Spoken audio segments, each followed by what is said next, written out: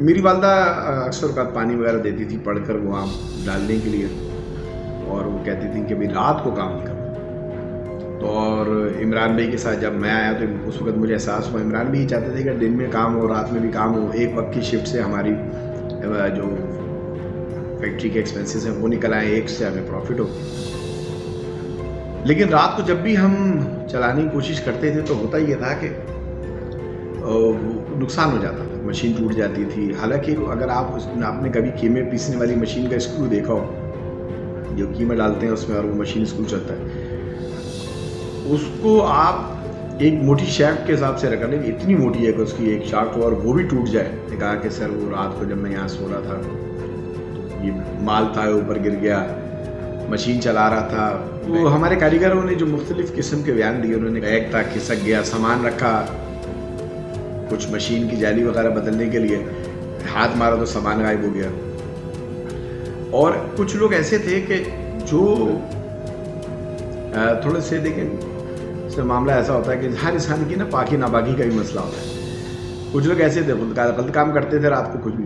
तो ऐसी सूरत में जब वो उस हालत में जब फैक्ट्री में आते थे, रात को शिफ्ट में आते थे, तो उनके साथ और अजीब व गरीब वाक़यात होते थे। गर्ज ये है कि हम किसी तौर पर रात की शिफ्ट चलाने में कामयाब नहीं हो सके ज़िंदगी भर उस जगह पर।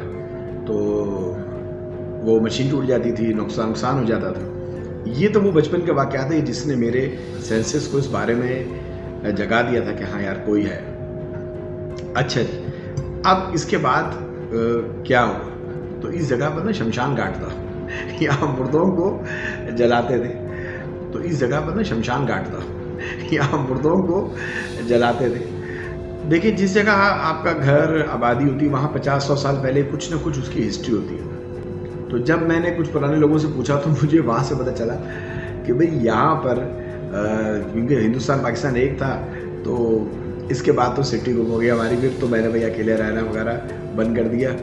मैंने कहा भाई ये उसी का हिस्सा है। लेकिन क्या था कि हमारी वालदा ने बड़ी पॉजिटिव वे में हमें समझा दिया था, बेटे बुजुर्ग हैं, रात को इबादत वगैरह करते हैं, तो आपने उसको करना। मेरी वालदा को ख्वाब भी बहुत आते थे। जब उनको ख्वाब आता था तो उसके अगले दिन वो सुबह बड़ी परेशान होकर बैठी होती थी, और वो हम समझ जाते थे कि लो भाई कोई ख़ानदान में स्लिप होने वाला या स्लिप हो गया, अब तो उन्हीं को ख्वाब आ गया। तो हमने वहाँ जाके अम्मी से पूछते थे क्या हुआ, तो अम्मी कहती थी मैंने ख्वाब में तुम्हारे दादा लोगों को देखा, ननियाल में देखा, किसी के घर में देखा, जिसके घर में देखा।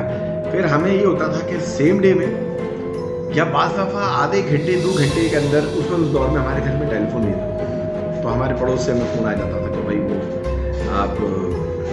आपके फ़लाँ रिश्तेदार का फ़ोन आया, उन्होंने कहा जी उसका इंतकाल हो गया। तो अम्मी कहती थी फलाने का फ़ोन करके पता करो भाई खैरियत लो। जब खैरियत लेते थे तो पता चलता था भाई फलाने साहब निकल गए। एक दिन का वाक़या था कि दोपहर थी और वो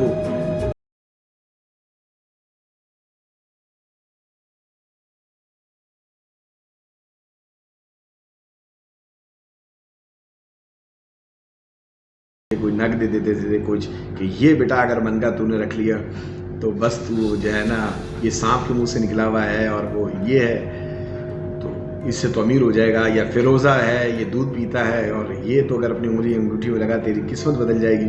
इस तरह की बहुत बातें हम सुनते आते थे। तो मैं भी हंस रहा था कि अगर कुछ खाने को तो मुझे दो। मैंने कहा लो भाई पानी के बाद अब खाने की बारी आ गई। मैं फिर अपनी अम्मी के पास आया, मैंने कहा भाई वो इस तरह कह रहा है खाने कुछ है। तो अम्मी ने कहा बेटा गरम गरम रोटियाँ उतर रही हैं, ये उसको दे देते। अम्मी ने वो 2 रोटियाँ किसी चीज़ में डाल के उसको दी कि भाई आप दे।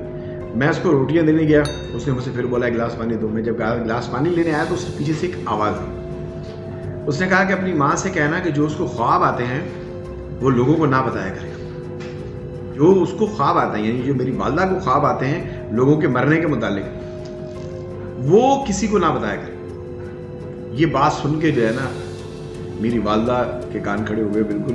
मैंने कहा देखना ये कौन है? और उसने कहा कि मैं सांगड़ से आया हूँ। हालांकि ना हम कभी सांगड़ गए, ना हमारा वहाँ कोई पीरो मुर्शिद, ना हम इस सिलसिलों में थे। मेहनत मजदूरी करने वाले लोग थे, पढ़ाई कर रहे थे, स्ट्रगल दौर था। मैं शरारत में बाहर भागा फटाफट। मैं बाहर भागा और जाके मैंने गैलरी में झांका तो बाबा नहीं थे। मैंने कहा कोई मसला नहीं बाबा, बेटा इधर ही होगा। मैंने गैलरी से छलांग मारी बराबर वाली गैलरी में झांका, वहाँ पर भी नहीं, इधर झांका वहाँ पर भी नहीं। अब तो मेरी भी हालत ख़राब हो गया। मैंने देखा यार गली हमारी इतनी लंबी है कि मतलब अगर कोई तेज़ मेरे जैसा भी आदमी उस वक्त जो एथलेटिक्स में था, मार्शल आर्ट वगैरह में था, मैंने कहा अगर मैं भी दौड़ूँ तो मुझे भी इसको क्रॉस करते हुए 3 मिनट 4 मिनट लगेंगे, तो ये बुढ़ा बाबा कहाँ गया? मैंने एक गैलरी देखी, दूसरी देखी, इधर देखा, रोड तक मैं भागा, मुझे वो आदमी कहीं नज़र नहीं आया। तो ये भी एक ज़िंदगी का एक हिस्सा है। इसके अलावा इसमें एक सीरीज़ शुरू होने वाली है, अब वो सब कुछ आपको मैं बताऊंगा, और मुख्तलिफ़ किस्म के जो अगले एपिसोड में आपको बताने जाऊंगा कि वो तमाम निशानियां जो काले जादू की हैं, आज कल इसका वजूद है, लोग हसद में, जलन में, आपसे बदला लेने के चक्कर में वो सब कुछ हद से गुजर जाते हैं जो आपकी सोच में नहीं होता, और सिर्फ आप अपने आप को ये कह के झुठलाते रहते हैं कि यार हमने पढ़े लिखे लोग हैं, हमारा वास्ता नहीं इन चीज़ों से, हमारे हिसाब में ऐसा नहीं। सब कुछ होता है इस वक्त, और पढ़े लिखे लोगों के साथ होता है, और पढ़े लिखे लोगों ने जब उसका हल करने के लिए निकले तो क्या हुआ वो आपको अगले एपिसोड में मैं बताऊंगा। अपना और अपने आसपास वालों का ख्याल रखिएगा। अदनान रुख को इजाज़त दीजिए। अल्लाह हाफ़िज़।